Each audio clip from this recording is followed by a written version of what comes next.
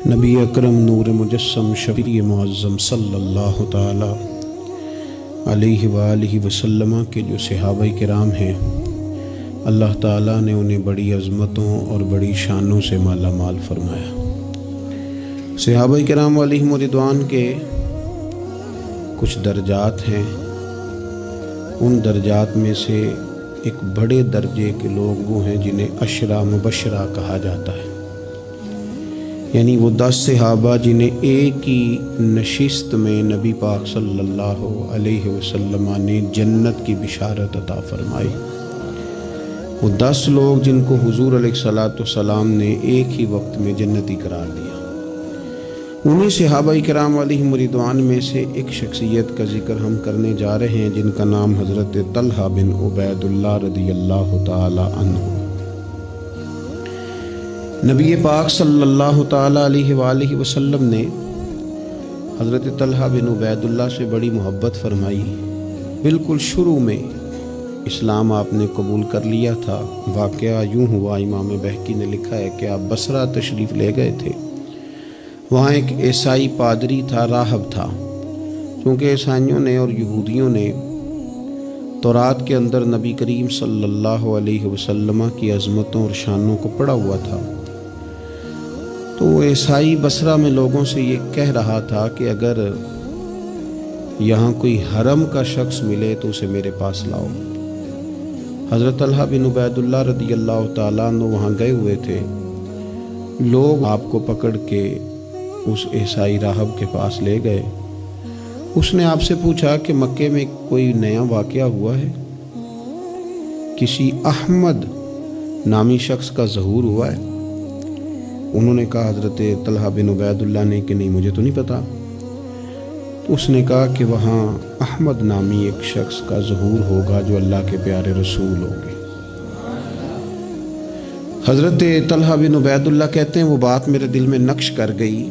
میں وہاں سے مکہ شریف آیا اور میں نے لوگوں سے پوچھا کہ یہاں کوئی انوکھی بات ہوئی ہے، تو انہوں نے کہا ہاں، نبی پاک صلی اللہ علیہ وسلم نے اعلان نبوت کیا ہے اور جناب ابو بکر صدیق نے ان کی اتباع بھی قبول کر لی ہے۔ فرماتے ہیں حضرت صدیق اکبر رضی اللہ تعالیٰ عنہ سے میری اچھی شناسائی تھی، میں ان کے پاس گیا، پھر انہوں نے اس والہانہ انداز میں حضور کا ذکر کیا کہ میں نبی کریم کا کلمہ پڑھ کے حضور کا غلام بن گیا۔ حضرت طلحہ بن عبید اللہ رضی اللہ تعالیٰ عنہ ان 10 صحابہ میں سے ہیں جنہیں نبی پاک صلی اللہ علیہ وسلم نے جنت کی بشارت عطا فرمائی۔ اور حضرت طلحہ بن عبید اللہ رضی اللہ تعالی عنہ ان 8 افراد میں سے ہیں جنہوں نے سب سے پہلے اسلام قبول کیا۔ اور حضرت طلحہ بن عبید اللہ رضی اللہ تعالی عنہ کا شمار ان 5 صحابہ کرام میں ہوتا ہے جنہوں نے حضرت ابو بکر صدیق کے ہاتھ پہ اسلام قبول کیا۔ اور حضرت طلحہ بن عبید اللہ رضی اللہ تعالیٰ عنہ ان 6 لوگوں میں سے ہیں جن کی شورا حضرت عمر فاروق نے بنائی تھی اپنے بعد خلیفہ منتخب کرنے کے لیے۔ اور حضرت طلحہ بن عبید اللہ کی سب سے بڑی فضیلت یہ ہے کہ آپ ان خوش نصیب لوگوں میں سے ہیں جن سے نبی پاک علیہ السلام اپنے وصال ظاہری تک ہمیشہ راضی ہی رہے ہیں۔ اور حضور علیہ السلام نے فرمایا جنت میں میرے 2 پڑوسی ہیں، 2 بندے جنت میں میرے ہمسائے ہیں۔ یا رسول اللہ صلی اللہ علیہ وسلم کون سے؟ فرمایا ایک حضرت زبیر بن عوام اور دوسرے طلحہ بن عبید رضی اللہ تعالی عنہ۔ یہ 2 لوگ ایسے ہیں جن کو رسول پاک صلی اللہ تعالی علیہ وسلم نے فرمایا کہ یہ جنت میں میرے پڑوسی ہیں۔ حضرت طلحہ بن عبید اللہ چونکہ اتنے بڑے آدمی ہیں، اتنی بڑی فضیلت کے آدمی ہیں، تو تھوڑا سا ان کی سیرت کے بعض نقوش پر بھی ہمیں آگے غور کرنی ہے۔ حضرت طلحہ بن عبید اللہ رضی اللہ تعالیٰ عنہ کے مزاج میں بہت زیادہ عاجزی تھی۔ اگر کوئی شخص صاحب فضیلت ہوتا ہے نا تو اسے بھی پتہ ہوتا ہے کہ میری یہ فضیلت ہے۔ اگر کوئی عالم ہے، لوگ اسے عالم جانتے ہیں، تو اسے بھی تو پتہ ہوتا ہے نا کہ میرے پاس علم ہے۔ اگر کوئی آدمی صاحب منصب ہے تو اسے بھی تو پتہ ہوتا ہے نا کہ اللہ نے مجھے یہ عہدہ عطا کیا ہے۔ حضرت طلحہ بن عبید اللہ رضی اللہ تعالیٰ عنہ بھی تو جانتے تھے نا کہ اللہ تعالیٰ نے مجھے کیا عہدہ عطا کیا۔ لیکن اس کے باوجود ان کی طبیعت کے اندر عاجزی تھی۔ ایک مرتبہ انہوں نے ایک جگہ پہ لوگوں کو نماز پڑھائی، اور نماز پڑھانے کے بعد فرمانے لگے میں تو نماز پڑھانے سے پہلے تم سے اجازت لینا بھول ہی گیا تھا کہ تمہیں نماز پڑھاؤں کہ نہ پڑھاؤں۔ لوگوں نے عرض کی حضور ہماری تو یہ بڑی سعادت ہے کہ آپ نے ہماری امامت فرمائی ہے، اس میں اجازت لینے کی کیا بات ہے؟ تو حضرت طلحہ رضی اللہ تعالیٰ عنہ فرمانے لگے اگر کوئی شخص لوگوں کی امامت کرائے، نماز پڑھائے، لیکن لوگ اس سے راضی نہ ہوں کہ یہ ہمارا امام بنے، تو فرمایا اس کی نماز اس کے کانوں سے اوپر تک نہیں جاتی۔ لہذا میں نہیں چاہتا کہ زبردستی تم پر مسلط ہوں، میں چاہتا یہ تھا کہ پہلے تم سے پوچھ لوں پھر تمہارا امام بنوں۔ یہ مزاج کی عاجزی، اور طلباء کو، علماء کو، آئمہ کو یہ سبق دینے کے لیے کہ اگر تمہیں اللہ تعالیٰ منصب عطا کرے تو وہ منصب پھر بھی تمہارے اندر عاجزی ہی پیدا کرے، انکساری ہی تمہارے مزاج کا حصہ بنے۔ اللہ تبارک و تعالیٰ نے حضرت طلحہ رضی اللہ تعالیٰ عنہ کو مال بھی عطا فرمایا تھا، لیکن اس کے ساتھ ساتھ خرچ کرنے کا شوق اور جذبہ بھی اللہ نے انہیں دیا تھا۔ ایک شخص پر 30,000 دینار کا قرضہ تھا، سارا ہی انہوں نے اپنے ذمے لے لیا، فرمایا تو بے فکر ہو جا، میں تیرا سارا قرضہ ہی ادا کر دوں۔ یتیموں، بیواؤں، مساکین سب کے ساتھ فراخ دلی سے پیش آتے، لوگوں کے مسائل حل کرتے۔ اور حضرت سیدہ طیبہ طاہرہ سیدہ عائشہ صدیقہ رضی اللہ تعالیٰ عنہ جو کہ مومنوں کی ماں ہیں، تو ماں سے عقیدت ہوتی ہے۔ حضرت طلحہ بن عبید اللہ رضی اللہ تعالیٰ عنہ کو بڑی عقیدت تھی، ہر سال 10,000 دینار سیدہ عائشہ کی خدمت میں بطور نذرانہ کے پیش کرتے تھے، بطور نذرانہ کے، اپنے دل کی تسکین کے لیے کہ میں اپنی ماں کی خدمت کروں۔ اور خدمت خلق اور دینے کا جذبہ اس طرح کا تھا کہ ان کی زوجہ ارشاد فرماتی ہیں کہ ایک دن میں انہوں نے 1,00,000 درہم اللہ کے راستے میں خرچ کیا۔ لیکن اپنی ان کی کیفیت یہ تھی کہ انہیں نماز میں، مسجد جانے میں اس لیے دیر ہو گئی کہ ان کا کرتا پھٹا ہوا تھا اور میں کرتا سی رہی تھی، تو کرتا سیتے سیتے دیر ہو گئی تو ان کی جماعت رہ گئی، یعنی اللہ کے بندوں پر خرچ کر دیا لیکن اپنے اوپر انہوں نے خرچ نہیں کیا۔ یہ سٹیٹس بندے کا اس وقت بنتا ہے جب دیکھیں نا، بہت سارے لوگوں کا مزاج ہوتا ہے کہ میں پیسے جمع کر لوں، پیسے جمع کر لوں، تو وہ بھی جمع کرتے تھے، اللہ کے بندے پہ جمع کرتے تھے، پر دنیا کے بینکوں میں نہیں، آخرت کے خزانے میں۔ تو وہ آخرت کے خزانے میں جمع کرنے کا یہ انداز تھا کہ ان کی زوجہ فرماتی ہیں کہ ایک دن میں نے انہیں بڑا پریشان دیکھا، بڑے پریشان تھے، تو میں نے ان سے کہا کہ مجھ سے کوئی غلطی ہو گئی، آپ بہت زیادہ پریشان ہیں؟ تو حضرت طلحہ بن عبید اللہ رضی اللہ تعالیٰ عنہ فرمانے لگے نہیں، تم سے کوئی غلطی نہیں ہوئی، اصل میں آج میرے پاس بہت سارے پیسے جمع ہو گئے، تو میں پریشان ہوں کہ اتنی دولت کے ساتھ وقت گزاروں گا۔ کتنی بلڈنگوں پہ راضی ہیں مسلمان، سرمایہ آتا کسے برا لگتا ہے، کس طرح لوگ پیسہ چھپا چھپا کے رکھتے ہیں، کس طرح لوگ اپنی بے نامی جائیدادیں بناتے ہیں، کیا ترتیب لوگ اختیار کرتے ہیں مال کو کسی طریقے سے سنبھال کے رکھا جائے، خرچ نہ ہو۔ لیکن فرمانے لگے میرے پاس پیسے جمع ہو گئے، پریشان ہوں کہیں رات ہی نہ گزر جائے اسی طرح کے پیسے بڑے رہیں۔ تو آپ کیا لیے فرمانے لگی کیوں پریشان ہوتے ہیں، آپ مجھے پتہ ہے حضور کے صحابی ہیں، آپ کا دل اتنا اجلا اور اتنا صاف ہے کہ یہ دولت آپ کے دل میں وقت گزار سکتی نہیں، جہاں اللہ رسول کے ڈیرے ہوں وہاں دولت کیسے وقت گزارے گی۔ تو آپ اس طرح کریں، اس کو خرچ کر دیں، کچھ بھی نہیں ہوتا، بوجھ اتر جائے گا۔ فوراً ہی لونڈی کو بلایا اور خرچ کرنا شروع کیا۔ تو کتنے خرچ کیے؟ ایک دن کے اندر انہوں نے 4,00,000 دینار لوگوں پر خرچ کر دیے۔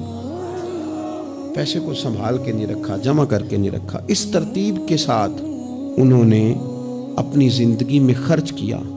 پھر دوسری بات یہ تھی کہ وہ اخلاقیات کے حوالے سے ایک بڑا عمدہ مقام رکھتے تھے۔ حضرت سیدنا کعب بن مالک رضی اللہ تعالیٰ عنہ کا بڑا مشہور واقعہ ہے کہ آپ غزوہ تبوک میں نہیں جا سکے تھے، تو نبی پاک صلی اللہ تعالیٰ علیہ وسلم ناراض ہو گئے اور 50 دن تک رسول کریم صلی اللہ علیہ وسلم ناراض رہے۔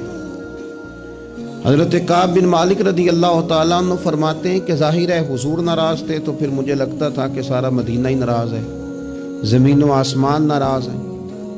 فرماتے ہیں چونکہ ہر شخص ناراض تھا اور میں بڑا پریشان تھا، پھر کئی دنوں کے بعد اللہ تبارک و تعالیٰ نے میری توبہ قبول فرمائی، اور جب اس کا اعلان ہوا نا تو فرماتے ہیں سب سے پہلے جس بندے نے اٹھ کے مبارک دی اور بڑی گرم جوشی سے مجھے ملے وہ حضرت طلحہ بن عبید اللہ تھے۔ گویا انہیں اس بات کا شوق ہوا کہ دیکھو اللہ نے ہمارے اس بھائی کی توبہ کو قبول کر لیا ہے، اس پر فضل ہو گیا ہے۔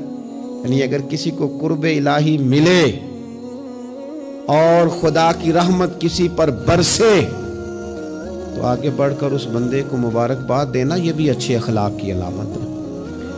اور پھر کچھ لوگوں کا یہ مزاج ہوتا ہے کہ وہ باہر تو بڑے با اخلاق ہوتے ہیں، بڑے با مروت ہوتے ہیں، لوگوں کی بڑی گڈ بک میں ہوتے ہیں، سوسائٹی انہیں بڑا اچھا کہتی ہے، گھر کے اندر ان کی حالت خراب ہوتی ہے۔ گھر والے شکوہ کرتے ہیں کہ یار یہ بندہ ہم سے بھی کبھی اچھے موڈ میں بات کرے، یہ گھر بھی آئے تو کبھی ہنستا ہوا آئے۔ حضرت طلحہ رضی اللہ تعالیٰ عنہ کی حسن معاشرت ان کے گھر کے اندر اتنی اعلیٰ تھی، اتنی خوبصورت تھی کہ ان کے بچے، ان کی اہلیہ، ان کے بہن بھائی، ان کے ماں باپ، ان کے رشتہ دار ان سے ٹوٹ کر پیار کرتے۔ ام امان ان کی شادی ہونی تھی، بڑے بڑے معزز لوگوں نے اس خاتون کو پیغام بھیجا، بڑے اعزاز والی خاتون تھی، لیکن وہ کہنے لگی مجھے تو نکاح حضرت طلحہ بن عبید اللہ سے ہی کرنا ہے۔ بھئی ان سے آپ کو کیوں نکاح کرنا ہے؟ تو وہ کہنے لگی میں ان کے اخلاق کے عالیہ سے واقف ہوں، اوصاف حمیدہ کو جانتی ہوں، وہ نہ گھر میں آتے ہیں تو پھر بھی ہنستے ہوئے آتے ہیں، اور میں نے سنا ہے جاتے ہیں تو پھر بھی ہنستے ہوئے جاتے ہیں، اور ان سے مانگنا نہیں پڑتا، خود ہی دے دیتے ہیں، اور کبھی مانگ لو تو دینے میں دیر ہی نہیں کرتے۔ اور فرمانے لگی اگر کوئی کام کر دو تو شکریہ ادا کرتے ہیں، اور کوئی غلطی ہو جائے تو محبوب کے صحابی کی شان یہ ہے کہ فوراً معاف کر دیتے ہیں۔ تو ان اوصاف کا شوہر اگر کسی کو ملے تو پھر اس خاتون کو نکاح کرنے میں دیر نہیں کرنی چاہیے۔ حضرت طلحہ بن عبید اللہ رضی اللہ تعالیٰ عنہ کی بڑی خدمات ہیں، تمام غزوات میں شریک ہوئے سوائے غزوہ بدر کے۔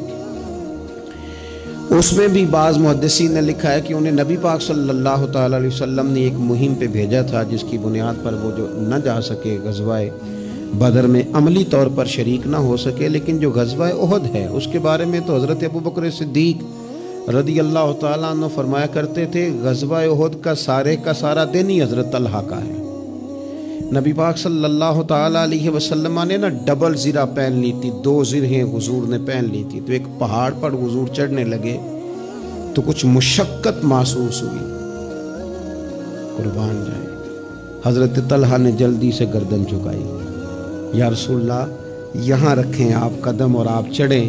محبوب نے قدم رکھا اور رکھتے ہی فرمایا لو طلحہ تم نے اپنے اوپر جنت واجب کر لی ہے، تم نے اپنے اوپر جنت واجب کر لی۔